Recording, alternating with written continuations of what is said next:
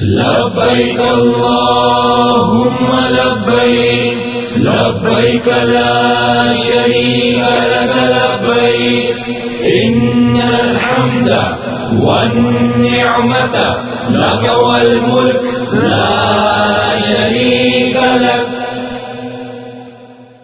لبيك اللهم لبيك لبيك لا شريك لك لبيك إن الحمد والنعمة لك والملك لا شريك لك. یوم عرفہ کا روزہ. اربوں خربوں درود و سلام خاتم النبیین حضرت سیدنا محمد صلی اللہ علیہ وسلم اور ان کی آل پر. اللہ تعالی مغفرت فرمائے میری، آپ کی، ہمارے والدین اور تمام امت کے مسلمانوں کی، آمین. اپنے آج کے ٹاپک پر بات کرنے سے پہلے ہم اپنے ناظرین سے گزارش کرتے ہیں کہ اللہ اور اس کے حبیب صلی اللہ علیہ وسلم کا پیغام دنیا کے تمام انسانوں تک پہنچانے میں ہماری مدد کریں. اس ویڈیو کو آخر تک دیکھیں، اس کو لائک کریں، کمنٹ میں اپنے خیالات کا اظہار کریں اور ہمارے اس چینل کو سبسکرائب کریں. جزاک اللہ. ناظرین، حرکت کا نام زندگی اور زندگی کا نام بندگی ہے. اللہ کے حضور اپنی زندگی کو شرمندگی سے بچانے کے لیے انسان بندگی کا سہارا لیتا ہے. نوافل کا درجہ فرائض سے کمتر ضرور ہے، لیکن انسان کو قرآن کے تصور عباد الرحمن بنانے میں اس کو عام اور ادنا سطح سے خاص اور پھر خاص الخاص اعلی مقام انسان بزبان قرآن عبادی تک پہنچانے کے لیے معاون ثابت ہوتی ہے. نفلی روزے انسان کی روحانی ترقی اور اخلاقی بلندی یعنی تصفیہ روح اور تزکیہ نفس کی خواہش کی تکمیل کا ذریعہ اور وسیلہ ہیں. خواہش کمال کو بطریق احسن پوری کرتے ہیں. ماہ رمضان المبارک میں حاصل کردہ روحانی ذخیرہ قوت کو برقرار رکھنے کے لیے 11 مہینوں کے دوران وقتاً فوقتاً جہاں تک ممکن ہو سکے نفلی روزوں کا اہتمام ایک حد تک ناگزیر ہے، تاکہ نفس آفاق میں کھو کر انسان رمضان کے دوران حاصل کردہ روحانی قوت کو ضائع نہ کر دے، بندگی کا احساس اور عبادت کی عادت ترک نہ ہو جائے. احادیث نبویہ صلی اللہ علیہ وسلم کی روشنی میں سال میں کل مسنون روزے 51 بنتے ہیں. ہر ماہ کے 3 روزوں کے حساب سے 11 مہینوں کے 33 روزے، یکم ذوالحج سے 9 ذوالحج کے 9 روزے، عاشورہ سے ایک دن قبل یا ایک دن بعد کے 2 روزے، 15ویں شعبان کا 1 روزہ اور ششید یعنی ماہ شوال کے 6 روزے. اس طرح حدیث شریف سے 51 مسنون روزے ثابت ہیں جو انسان کو پورے سال بندگی کی راہ پر سرگرم عمل رکھتے ہیں.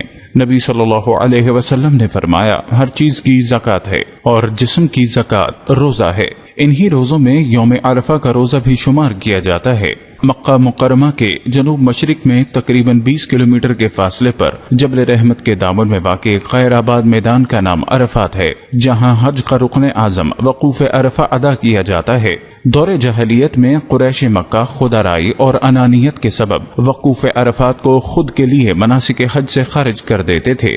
حدود حرم سے نکلنے کو اپنی پدرانہ شان کے خلاف سمجھتے تھے. دیگر حجاج کرام عرفات تک جاتے جبکہ قریش مزدلفہ سے آگے بڑھنے کو آر جانتے تھے. نبی صلی اللہ علیہ وسلم حجۃ الوداع کے موقع پر رسم جاہلیت کو کچلتے ہوئے عام لوگوں کے ساتھ میدان عرفات تک گئے اور ایک تاریخی اور اخلاقی خطبہ دیا جو خطبہ حجۃ الوداع سے معروف ہے.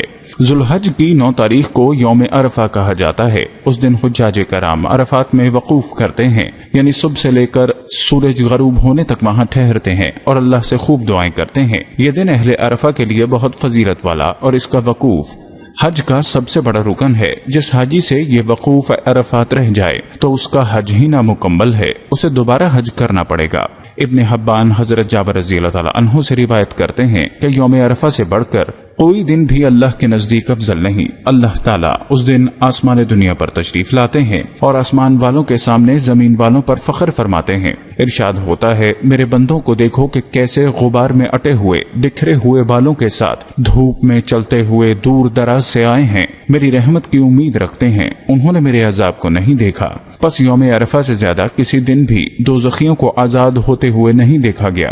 ناظرین، ذوالحج کی 1 تاریخ سے 9 تاریخ تک روزے رکھنے کی بہت زیادہ فضیلت ہے۔ ان ایام میں سب سے زیادہ فضیلت 7ویں، 8ویں ذوالحج، 9ویں ذوالحج اور 10ویں ذوالحج کے روزے رکھنے کی ہے۔ جامعہ ترمذی میں حضور صلی اللہ علیہ وسلم سے مروی ہے کہ آپ نے فرمایا، جس نے یوم تراویہ یعنی 8ویں ذوالحج کا روزہ رکھا، اللہ تعالیٰ اس کے 1 سال کے پہلے اور 1 سال بعد کے گناہ معاف کر دے گا۔ حضرت ابو ہریرہ رضی اللہ تعالیٰ عنہ سے روایت ہے کہ آپ صلی اللہ علیہ وسلم نے فرمایا، ان 10 ایام میں اللہ تعالیٰ کو جس قدر یہ بات پسند ہے کہ محنت اور کوشش کر کے اس کے عبادت گزار بندے بنے، اس سے بڑھ کر اور دنوں میں پسند نہیں۔ ان 10 ایام میں سے ہر یوم کا روزہ 1 برس کے روزوں کے برابر ہے۔ یوم عرفہ کی وجہ تسمیہ کی تعین میں قدر اختلاف پایا جاتا ہے۔ مشہور تو یہی ہے کہ جب جبریل علیہ السلام ابراہیم علیہ السلام کو تمام مناسک حج سکھلا چکے تو تجدید ذہن کے لیے دریافت کیا کہ آپ جان گئے کہ طواف کس جگہ کریں گے، سعی کس جگہ کریں گے،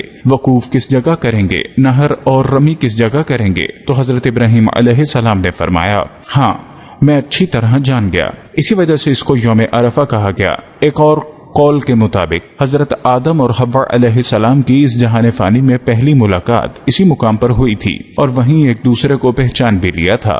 اسی وجہ سے اس کا نام عرفات پڑ گیا، اور زیادہ درست قول یہ ہے کہ یہ جگہ آس پاس کی جگہوں کے مقابلے میں قدری اونچی ہے، اور عربی میں اونچی چیز کو عرفہ کہا جاتا ہے۔ ناظرین، احادیث میں یوم عرفہ کی بڑی فضیلت آئی ہے۔ ایک طرف حجاج کے لیے وقوف عرفات کا دن ہے، جس دن اللہ تعالیٰ عرفات میں وقوف کرنے والوں پر فخر کرتا ہے اور کثرت سے انہیں جہنم سے نجات دیتا ہے، تو دوسری طرف عام مسلمانوں کے لیے اس دن روزہ رکھنے کا حکم ملا ہے، جو 1 سال گزشتہ اور 1 سال آئندہ کے گناہوں کا کفارہ ہے۔ اس دن اللہ تعالیٰ جتنے زیادہ لوگوں کو جہنم کی آگ سے آزاد فرماتا ہے، اتنا کسی اور دن نہیں فرماتا، اور بندوں کے قریب ہو کر فرشتوں پر فخر فرماتا ہے۔ اس دن وہاں حاجیوں کے لیے روزہ رکھنا غیر مستحب ہے، کیونکہ نبی صلی اللہ علیہ وسلم سے ثابت نہیں، لیکن غیر حاجیوں کے لیے اس دن روزہ رکھنا نہ صرف جائز ہے بلکہ نہایت فضیلت والا عمل ہے۔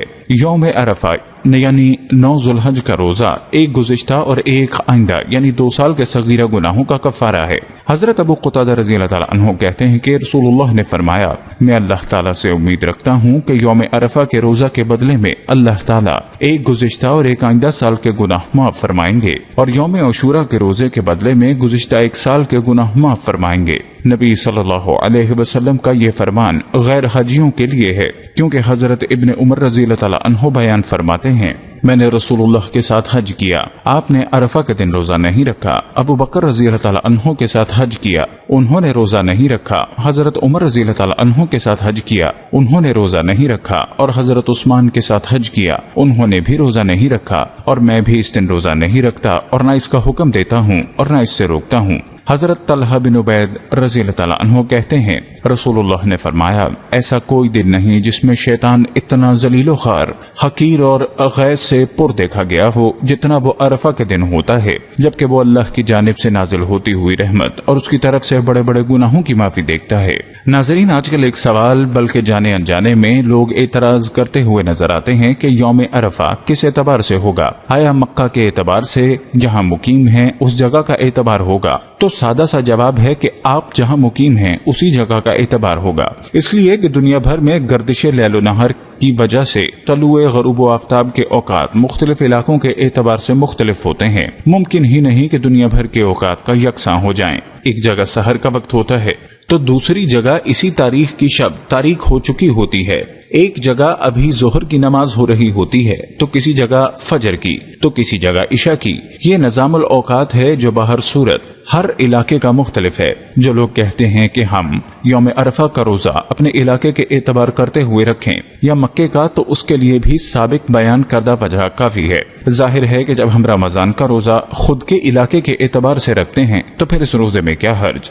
یوم عرفہ کے روزے کی احادیث میں بڑی فضیلتیں وارد ہوئی ہیں۔ امام ترمذی نے یوم عرفہ کے روزے کے متعلق 2 ابواب قائم فرمائے ہیں۔ پہلے باب میں غیر حاجی کے لیے یوم عرفہ کے روزے کی فضیلت پر، اور دوسرے باب میں حاجی کے لیے یوم عرفہ کے روزے کی قراءت پر احادیث ذکر کی ہیں۔ علامہ بدر الدین فرماتے ہیں کہ تابعین اور تبع تابعین اور ان کے بعد آنے والے اہل علم حضرات میں سے جمہور فقہاء اور محدثین مثلا مسروق، ابراہیم سفیان سوری، امام ابو یوسف اور امام محمد کا یہ مذہب ہے کہ حاجی کے لیے عرفہ کے دن عرفات میں روزہ نہ رکھنا افضل ہے، اور غاجی کے لیے روزہ رکھنا افضل ہے۔ قاضی ایاز مالکی کہتے ہیں کہ اہل علم کی ایک جماعت کے نزدیک عرفہ کے دن حاجی کے لیے روزہ نہ رکھنا مستحب ہے۔ ناظرین، حاجیوں کے لیے اس دن روزہ نہ رکھنا زیادہ مناسب ہے، جس کی صاف وجہ یہ ہے کہ حج انتہائی دشوار کن اور مشقت سے بھرپور عبادت ہے۔ اللہ تبارک و تعالی ہم سب کو صراط مستقیم پر چلنے کی توفیق دے کر صحیح فکر اور بالغ النظری عطا کرے اور یوم عرفہ کے روزے رکھنے کی توفیق بخشے، آمین۔